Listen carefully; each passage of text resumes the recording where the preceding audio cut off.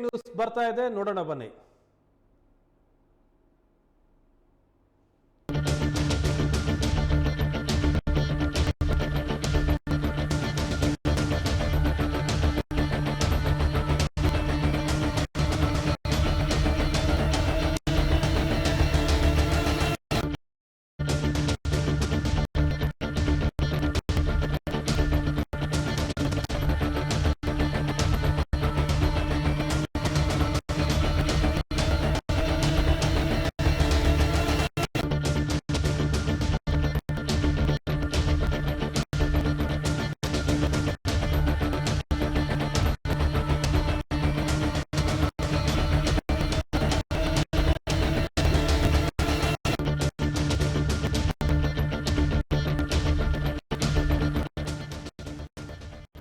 ಮೂಡ ಹಗರಣ ಪ್ರಕರಣದಲ್ಲಿ ಸಿದ್ದರಾಮಯ್ಯ ಅವರು ಸಲ್ಲಿಸಿದಂತಹ ಅರ್ಜಿಯನ್ನ ಹೈಕೋರ್ಟ್ ಮತ್ತೆ ಮುಂದೂಡಿದೆ.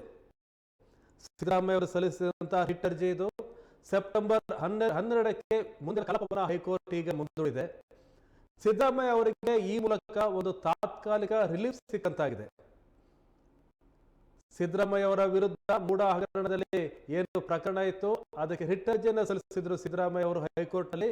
ಈಗ ಹೈಕೋರ್ಟ್ ನಲ್ಲಿ ವಿಚಾರಣೆ ನಿಗದಿಯಾಗಿತ್ತು. ಈಗ ಮತ್ತೆ ಸೆಪ್ಟೆಂಬರ್ 12ಕ್ಕೆ ಹೈಕೋರ್ಟ್ ಈ ವಿಚಾರಣೆಯನ್ನ ಮುಂದೂಡಿದೆ. ಸಿದ್ದರಾಮಯ್ಯ ಅವರಿಗೆ ಈ ಮೂಲಕ ಒಂದು ರೀತಿ ತಾತ್ಕಾಲಿಕವಾದಂತಹ ರಿಲೀಫ್ ಸಿಕ್ಕಿದೆ. ಮುಖ್ಯಮಂತ್ರಿ ಸಿದ್ದರಾಮಯ್ಯ ಅವರು ಒಂದು ರಿಟ್ ಅರ್ಜಿಯನ್ನು ಸಲ್ಲಿಸಿದ್ರು ಹೈಕೋರ್ಟ್ ನ ಮುಂದೆ. ಮೈಸೂರು ನಗರಾಭಿವೃದ್ಧಿ ಪ್ರಾಧಿಕಾರದ ನಿವೇಶನ ಹಂಚಿಕೆ ಪ್ರಕರಣಕ್ಕೆ ಸಂಬಂಧಪಟ್ಟಂತೆ ಪ್ರಾಸಿಕ್ಯೂಷನ್ಗೆ ರಾಜ್ಯಪಾಲರು ಅನುಮತಿ ನೀಡತಕ್ಕಂಥ ನಿರ್ಧಾರ ಪ್ರಶ್ನಿಸಿ ಅವರು ಒಂದು ರಿಟ್ ಅರ್ಜಿಯನ್ನು ಸಲ್ಲಿಕೆ ಮಾಡಿದ್ರು. ಸದ್ಯ ವಿಚಾರಣೆಯನ್ನ ಸೆಪ್ಟೆಂಬರ್ 12ಕ್ಕೆ ಹೈಕೋರ್ಟ್ ನಿಗದಿ ಮಾಡಿದೆ. ಅಲ್ಲಿಯವರೆಗೂ ಸಿದ್ದರಾಮಯ್ಯ ಅವರಿಗೆ ಒಂದು ರೀತಿ ರಿಲೀಫ್ ಸಿಕ್ಕಿದೆ ಅಂತ ಹೇಳ್ಬೋದು. ನ್ಯಾಯಾಧೀಶರಾದಂತಹ ಎಂ ನಾಗಪ್ರಸನ್ನ ಅವರನ್ನು ಒಳಗೊಂಡಂತಹ ನ್ಯಾಯಪೀಠ ಈ ಅರ್ಜಿಯ ವಿಚಾರಣೆ ನಡೆಸ್ತಾ ಇದೆ. ಇಂದು ಸಹ ಸುದೀರ್ಘ ವಿಚಾರಣೆ ನಡೆಯಿತು. ಮೊದಲು ತನಿಖಾಧಿಕಾರಿ ಪ್ರಾಥಮಿಕ ತನಿಖೆ ನಡೆಸಬೇಕು, ಪ್ರಾಥಮಿಕ ತನಿಖೆ ವಿವರವನ್ನ ಸಕ್ಷಮ ಪ್ರಾಧಿಕಾರಕ್ಕೆ ನೀಡಬೇಕು ಅಂತ ಹೇಳಿ ಲಲಿತಾ ಕುಮಾರಿ ಪ್ರಕರಣವನ್ನು ಉಲ್ಲೇಖಿಸಿದರು. ಯಾವ ಕೇಸ್ನಲ್ಲಿ ಪ್ರಾಥಮಿಕ ತನಿಖೆ ಬೇಕು ಅನ್ನೋದನ್ನ ಸುಪ್ರೀಂ ಕೋರ್ಟ್ ಈಗಾಗಲೇ ಹೇಳಿದೆ. ಇದು 22 ವರ್ಷಕ್ಕಿಂತ ಹಳೆಯ ಕೇಸ್ ಆಗಿರೋದ್ರಿಂದ ಪ್ರಾಥಮಿಕ ತನಿಖೆ ಅಗತ್ಯ ಇದೆ. 17A ಅಡಿಯಲ್ಲಿ ಕೇಂದ್ರ ಸರ್ಕಾರ ಮಾರ್ಗಸೂಚಿನ ರೂಪಿಸಿದೆ ಅಂತೇಳಿ ಸಿದ್ದರಾಮಯ್ಯ ಅವರ ಪರ ರಾಜ್ಯ ಸರ್ಕಾರದ ಪರ ವಾದವನ್ನು ಮಂಡಿಸಿದಂತ ಶಶಿಕುಮಾರ್ ಶೆಟ್ಟಿ ಅವರು ತಿಳಿಸಿದ್ದಾರೆ. ಈ ಮೂಲಕ ಸಿದ್ದರಾಮಯ್ಯ ಅವರ ವಿರುದ್ಧ ಏನು ಪ್ರಕರಣ ನಡೀತಾ ಇತ್ತು, ಸಿದ್ದರಾಮಯ್ಯ ಸಲ್ಲಿಸಿದ ರಿಟ್ ಅರ್ಜಿಯ ಪ್ರಕರಣ ನಡೀತಾ ಇತ್ತು. ಈ ಪ್ರಕರಣದ ಕಲಾಪವನ್ನ ಸೆಪ್ಟೆಂಬರ್ 12ಕ್ಕೆ ನಿಗದಿ ಮಾಡಿ ಮತ್ತೆ ಮುಂದೂಡಿದೆ. ಸಿದ್ದರಾಮಯ್ಯ ಅವರಿಗೆ ಬೀಸೋದೊಣ್ಣೆ ಪದೇ ಪದೇ ರಿಲೀಫ್ ಕೊಡ್ತಾ ಇದೆ. ಸಿದ್ದರಾಮಯ್ಯವರಿಗೆ ಬೀಸೋದೊಣ್ಣೆಯಿಂದ ಪದೇ ಪದೇ ತಪ್ಪಿಸ್ಕೋತಾ ಇದ್ದಾರೆ. ಸೆಪ್ಟೆಂಬರ್ 12ಕ್ಕೆ ಈಗ ಮತ್ತೆ ನಿಗದಿಯಾಗಿದೆ.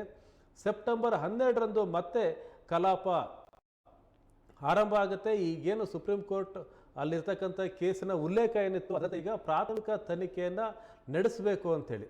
ಹಾಗಾಗಿ ಪ್ರಾಥಮಿಕ ತನಿಖೆ ನಡೆಸಿದ ನಂತರ ಏನು ಹೈಕೋರ್ಟ್ ಆ ವರದಿಯನ್ನು ತೆಗೆದುಕೊಂಡು ಹೈಕೋರ್ಟ್ಗೆ ಸಲ್ಲಿಸಲಾಗುತ್ತೆ ಪ್ರಾಥಮಿಕ ತನಿಖಾ ವರದಿಯನ್ನು. ಅದರ ಆಧಾರದ ಮೇಲೆ ಮುಂದೆ ಹೈಕೋರ್ಟ್ ಏನು ಮಾಡಬೇಕು ಅಂತಕ್ಕಂಥ ತೀರ್ಮಾನ ಮಾಡುತ್ತೆ. ಹಾಗಾಗಿ ಈ ತನಿಖಾ ವರದಿ ಬರಬೇಕು. ಅದಕ್ಕಾಗಿಯೇ ಈಗ ಒಂದು ಅವಕಾಶವನ್ನು ಕೊಟ್ಟಿದೆ ಹೈಕೋರ್ಟ್.